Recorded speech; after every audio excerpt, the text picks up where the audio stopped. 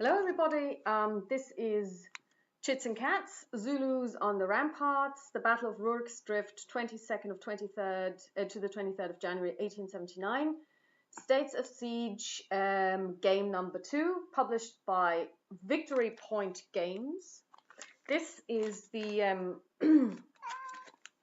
baggy version of it. I hear that there is a box version as well, which I would love to have, but I'm just not going to pay for it twice. This one also came with the expansion kit. I bought this years ago, 3 years ago, I don't know, because I'd seen a really great review by, I think, Marco Wargame. I think it was Marco's review that I saw on playthrough, and I thought, hey, this is brilliant. I love this. I know the film Zulu. And I know the film Zulu Dawn, and I think, you know, they're really great films, and I like the story behind it. So I thought, okay, well, this is the game for you. It plays really quickly. I was going to take this with me on a holiday. I ended up not taking it, which was a big mistake because it was one of the worst holidays in my life. So this time around, when I'm going on holiday to Tenerife later this year, I will bring a game. I will also bring my maths books so that I can prepare for the next term, so that I have more time between May and October to play games and do videos, hopefully. So I did a brief overview video at the weekend where I showed the map and where I explained a little bit about the gameplay. I will not do a recording of a gameplay, simply because I would have to go upstairs and set up the camera, and it's all boring, yes. The kitties love it too. But I would like to talk about the actual game itself, especially since there was also a question on my channel saying, what is the replayability or replay value of this game? Which I think is a very important question, because I bought this for 30 euros, which is quite a lot of money for what you're getting. And I'm not going to start talking about, oh my god, you know, and then when I look at the components, this is not worth 30 euros, because of course I know that you know, you pay for the IP. You don't necessarily pay for this is not a Fantasy Flight game where you pay for the actual components that you're getting, but you're paying more for the IP. Having said this, 30 euros plus 12 euros shipping is quite expensive. I mean, let's face it, that's 42 euros. That's yeah, something like 30 US dollars, I think, and probably even more these days because the euro has been tanking over the last couple of months. So what do I think of the game? I played twice, and it plays really quickly. It says, I think, about 25 to 30 minutes, and that's true. It plays really quickly, and that is nice, because it means, you know, if you're looking for a filler game, this is it. Or if you're just basically saying, oh yeah, you know, I'm on a train, I want to play a game, you know, you can play this.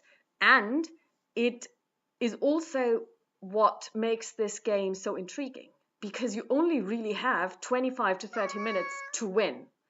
And the AI is really done excellently. There are a couple of things that you can discover really early on, and when you think about the game ahead, what should you be doing on your first couple of turns? Number one, make sure that you hand out water and ammunition, so that you don't have a -1 DRM on all your dice rolls when you start shooting. And secondly, very importantly, build barricades, because I started, and this is where it now gets tricky, because although you know that tactically these are the right choices to make, what you can actually do will very much depend on the hand that you get, because the cards allow you, well, the rules allow you 1 action per turn. And then you need a hero that you can put forth to be able to perform an action, you know? And you can put forth a hero twice a turn. At the end of the turn, you get to put forward 1, and then you can use that one in the next round. They also have special abilities, which are free actions. But depending on which heroes you get, you sometimes can put them forth, and by taking them back into your hand, you get free actions, which is very important. So, for example, building a barricade, I think, takes 3 turns. 1, 2, 3. Yes, 3 turns. But if you have one of the multi-action heroes put forth and available, so not occupied and off doing something else like building a barricade or handing out ammunition and water, you can actually perform 2 steps of the building action in 1 turn, which is very important because the more you can pack into 1 turn, the more you will get done before the enemy advances. And this is where the interesting choices lie. How do I spend my action? What do I do now? I was very lucky that I decided to build the barricades on my very first turn because I didn't have any multiple action heroes that I could use, because due to really bad circumstances when I started drawing the chits that control the AI, within 3 turns the first Zulu army managed to get into the inner enclosure, which is where usually the Zulu instantaneous win chit sits if you don't build barricades and push them to the back. So I was very lucky. Otherwise, this game would have been over in 4 turns, because the first 3 chits that I pulled were, they advance twice, and it was always I think the left horn, so they managed to advance really quickly. And I didn't have any heroes that I could place to fend them off. There are certain areas on the map where you can place certain heroes, which I didn't draw during the whole game because they were at the very bottom of the pile. So it is very different each time you play, because depending on which hand you're dealt and which chits you pull, you could end up in a really tight corner in the first 3 turns. Also then, I was lucky because I managed to take out a whole army. So basically it was an army that only has, I think, 2 hit points, and I got 2 hits in on the first roll and a 3rd hit on the second in the second roll. 2 hits on the first action that I took against them, and then I took another volley in the following round, and that wiped them off the board, which again was really lucky, because then I pulled a couple of chits that would only have moved this particular army, but seeing as this army had been completely annihilated, nothing happened. There was no movement from the enemy. So to me, the replay value is actually quite high, because the randomness of the chit pull system for the AI plus the semi-randomness of the cards that you have, because of course the cards give you different actions, but the order in which you draw the cards is different every single time, except you always start with the same 3 cards to begin with, and the starting hand is set, means that the replay value is actually very high. Also, there are additional rules which you can play. They're called the random events. I don't know if this is actually a fan-made version, or if this is also, I found this on BGG, or if this is something that I just haven't discovered in the normal rules yet. I've also downloaded and printed off this description, the 1-pager with the different events, because some of the chits you pull are events rather than movement on the part of the enemy. And basically, otherwise you have to flip through the rules, which is a little bit tedious. It's 8 pages or so. So I've got them now on 1 page, which I'm really happy with. And I definitely see a lot of replay value. And, even so, even if you know after time which events happen and what you can do, the way this works is they want you to, and I've not done that because I'm not a victory point fan, but they want you to record victory points that you can see, okay, so how many victory points did you score this time round, and so on and so forth. And of course, if you want to play against yourself, you can just keep a record of your own victory points and how many you've made this time round, and so on and so forth. So to me, this is a really lovely game that I enjoy immensely, in terms of it's quick to set up, quick to tear down, quick to play.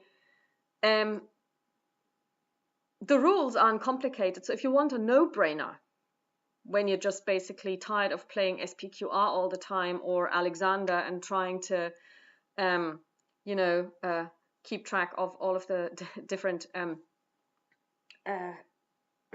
little chits on the huge maps that are ancients. You know, this is very nice, and the footprint is small. You know, so you can take it on a journey and have no problem setting it up anywhere. I've also ordered 2 more games from Victory Point. One is the States of Siege game number 1, which is called Israeli Independence, which is even smaller than this game from a footprint perspective, and even it plays even more quickly. And there is a really good playthrough by Stuka Joe, which I came across by accident today, and I watched it, and it's great. And then of course Marco Arnaudo also did a review of it. It's very simple. Grognards will probably go, oh my god, this isn't even a war game. This is just basically you pulling cards and, you know, fulfilling what you have to do. Roll a couple of dice and then make 1 or 2 strategic decisions. No matter. It is entertaining. It plays really quickly, and it kind of gives you, if you are a new person to war games, it gives you an idea of how conflict can be simulated. And the other one that I ordered is Ottoman Sunrise, also from Victory Games. In this case, I think I'm getting the boxed version, not the polybag version. And incidentally, I ordered both of them from Brave New World. It's a company in Germany that is a bricks and mortar shop. They also have open up their shops for events, and you can go there and game. But they also sell stuff online through BGG, and that's the guys who also got me Anzac Attack. So if you are in Germany or even in Europe, and you're interested in buying war games, go to BGG, check out if they sell that game, because the service is excellent, very reliable, prices are very reasonable, and you're also supporting a bricks and mortar shop. You know, today I was actually quite amazed, because I had bought Ottoman Sunrise last week, and then today or yesterday evening I bought Israeli Independence. And shipping is €12.50 for each game, because it's fully insured, and, you know, and it's from Germany to Ireland. And then he wrote me an email saying, well, you know, just pay the shipping once, because I'd already paid for Ottoman Sunrise and the shipping, because he said, I'm just going to put it all into one box. I'm going to ship you the whole lot. And I'm like, hey, brilliant, this is great, because he could have just, you know, taken the shipping costs and sent it to me twice, you know, in 2 separate boxes. But no, you know, he said, well, it's going to be much quicker and also much less expensive if you do it this way. And I was like, yeah, great, that's great. He was looking out for me, the customer, because I thought, should I mail him and say, well, is there any chance you could put it into the same box, you know? But then I was like, yeah, he's probably already shipped the other one, you know, I don't want to be awkward. So, you know, but, you know, he offered himself, and that was really brilliant. So, yeah. And here's a shout out to Daniel Berger. He's the guy who actually knew that the answer to my question was 42, and that the film that I had inadvertently taped was In the Name of the Father. It's not David Berger, it's Daniel Berger. Sorry, Daniel. I don't know how that happened. It's probably because I was using my iPhone to make the film, so I wasn't able to look at the internet. I wasn't able to look at my channel, so I didn't really have your name right there. This teaches me not to use the iPhone to make videos, because first of all it sucks, and secondly, you know, you can't use you can't look at anything else. But I have found that I can get a really nice dice roller for my iPhone. So I got a dice rolling app which was free, and it looks really nice. So it means that when I'm playing Zulu on the Ramparts on the train, I don't even have to worry about losing the dice rather, because, you know, there won't be any. I will just use my iPhone. Okay, so Zulus on the Ramparts is a buy from me. Also, I mean, I've never played Victory Point games before, but of course I know somebody who has been playing Victory Point games for a very long time and very extensively, and that's Fushigi Maimi. And Maimi has been, you know, doing so many videos on these, and I don't know if people sometimes underestimate these games, because, you know, maybe they see this polybag and they kind of go, and that's a game. It is a game, and I can tell you it's actually a really good one, and I'm going to watch the Victory Points site more closely from here on out to see what's happening there, because there seem to be I mean, there is something called a necessary evil or a necessary cruelty or something. It's about the civil wars in Britain, and that looks very attractive. So yeah, Victory Point Games is a company that I've overlooked, and I'm very sorry about that, because they have really great games. So that's all from me. As soon as I have Israeli independence, I will play that and do a review, and I will also do an in-depth review of Ottoman Sunrise. Okay, so have a lovely day and talk to you soon. Bye bye.